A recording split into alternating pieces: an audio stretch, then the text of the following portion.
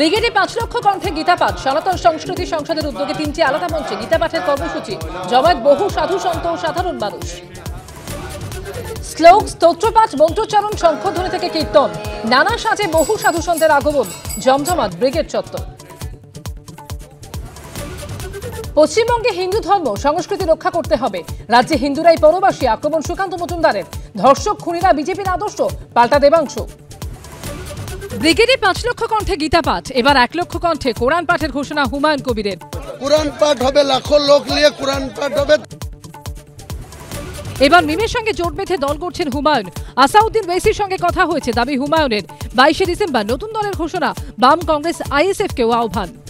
এসআইআরে এখনো পর্যন্ত 55,45,000 নাম বাদ। মৃত ভোটার 23,83,000। নিখোঁজ 10.5 লক্ষ। কসবা, বেহালা পূর্ব, মেটিয়া, বুরুজছাড়া। ডিজিটাইজেশনে পিছিয়ে কলকাতা দক্ষিণ।